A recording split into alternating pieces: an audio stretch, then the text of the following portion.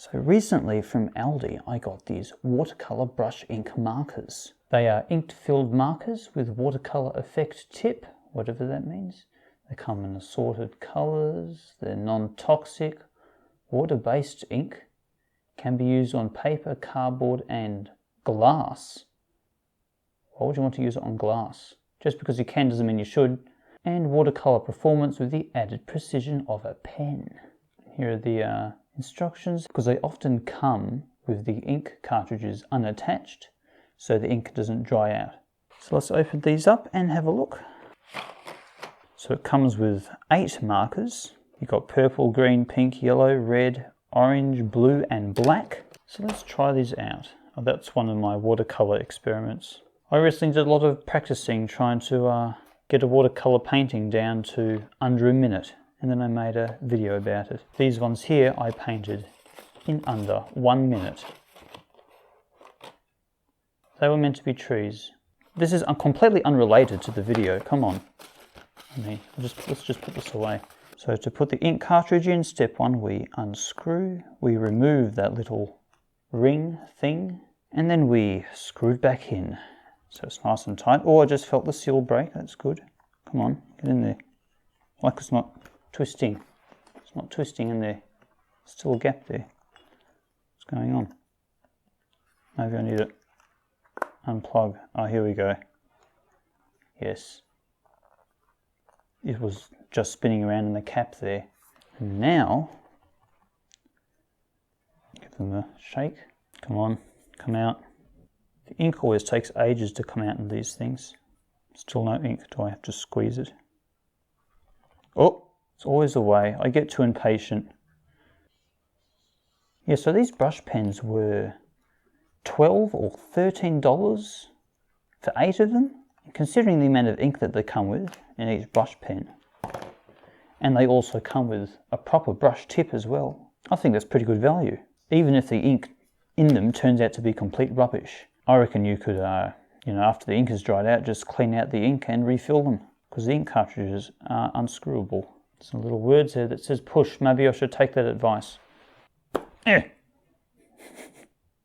Slippery. They're very slippery, these things. No grip at all. It's almost difficult to hold, actually. Very difficult. I'm not making this up. They're actually quite difficult to grip. Aha, here we go. Well, that's a lot of green ink. Do you think the cap accurately represents what type of green it is?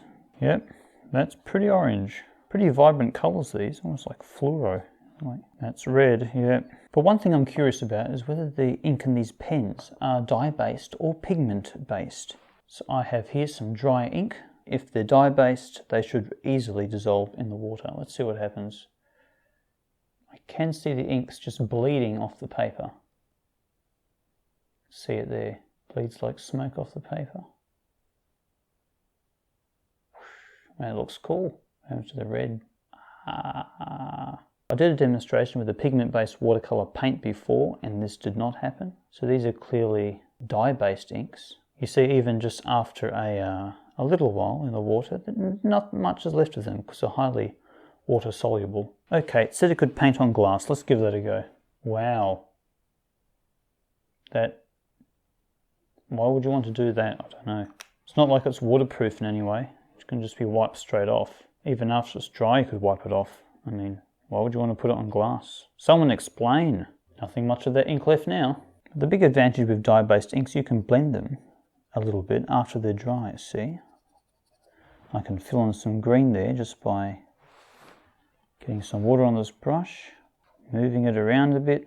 But of course, the main advantage with dye-based inks is that they're not light fast, so don't hang up any of this art in sunlight. Not like anyone will want to look at this anyway. I mean, I keep on complaining that dye-based inks aren't light fast, but it's never actually been a problem for me because I never hang up any of this stuff up on the wall anyway. I mean, who would want to? I guess it's time to make some art with these cheap pens. I like cheap pens. Right, so then I just started drawing directly with my Rotring Technical pens onto a piece of watercolour paper. And I do love my Rotring Technical pens, but recently I've come to the realisation that whoever originally designed these things Come in, cat. That's right. Designed pens with all of its abilities just laser focused onto precision and nothing else. It's like they had a budget and they said, hey boss, do you want to we make this nice balanced pen? We can have reliability and then a bit of precision, and then we can have, did someone say precision? Yeah, just a bit of precision, you know, that'll be enough. No, all precision. What, you don't want it to be reliable? No, just precision. That's all we need. So that's all they want, just precision. What about durability? No, precision. We could make the pen out of metal maybe. No, what did I say? You want precision. That's right. So they made some pens with low reliability, made out of plastic, and they cost the earth. But I still like them, because when they are working, they are fantastic. Anyway, I've rambled on enough about that. I have a cat on my lap right now. I hope it's not ruining the audio. Are you ruining the audio? Are you?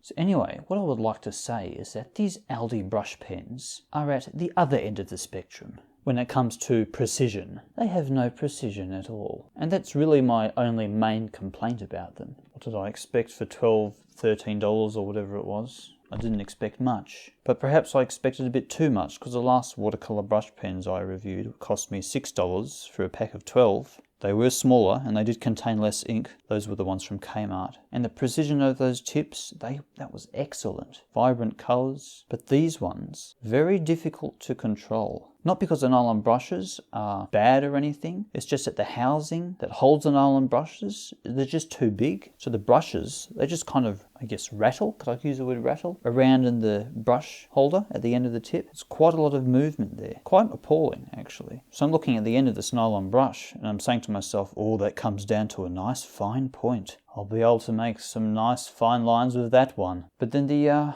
brush moves around erratically in the end of the pen, so it can't be done. But besides that, I can't think of anything too bad about them. That was the main deal breaker. The ink they contain is really vibrant, and it blends pretty easily, even after it's dry.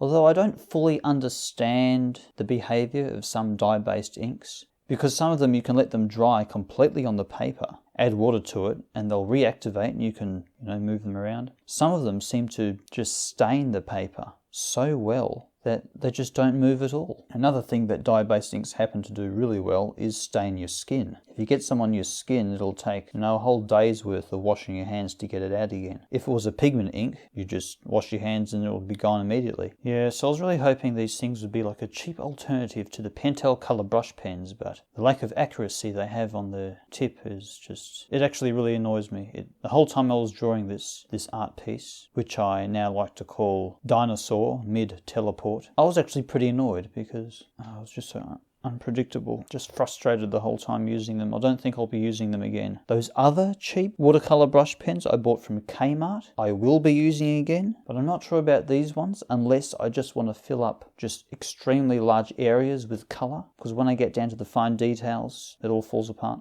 In fact, I often ended up using some gold Taklon brushes, which I also bought from Aldi. They were very good. I just I dipped it in water, held it tip to the watercolor brush, and then used that for some of the finer details. I also did some watercolor effects, just a little bit here and there with the Taklon brushes, and that worked out very well. I'm happy with that. Anyway, I think I got what I deserved by buying cheap brush pens. You know the old saying, only the rich can afford to buy cheap, and that holds true here, because the chances are if you buy something cheap, you won't be entirely content with it, and then you'll end up buying something else cheap, and you won't be content with that later. And by the time you find something cheap that will save you so-called money, that actually fulfills your desires for a pen, you might as well have bought something expensive to begin with. You save yourself time and money. But I don't take my own advice, so I keep on doing this. I just don't know when to stop, really. I don't know when to stop searching for the perfect pen. Probably should have stopped a long time ago and just focused on actually getting good at drawing instead, because a quality pen doesn't contribute that much to a quality drawing. No, I'll keep on doing it. There are worse habits to have than buying cheap art supplies. I'll tell you something I did wish I had stopped earlier. This watercolor painting. I wish I had stopped drawing at this imaginary deconstructed dinosaur, and I wish I didn't continue drawing the ground, which ended up just being a great big muddy mess. and the ground ended up being so dark that it really devalued the amount of pop the dinosaur had. Yeah, I wish I did the ground in like a light grey colour. I just could have got the black watercolour brush pen, put a few drops of black ink on a water brush, just done a light shade of grey on the ground, maybe a few darker areas under the body of the monster dinosaur thing. That would have looked a lot better, I think. Okay, well, I'll see you later. I think my next video will definitely be a product which is less obscure, so people actually watch it. And happy drawing and goodbye. Maybe my cat also wants to say goodbye. Someone say goodbye? No, you just want to purr into the microphone.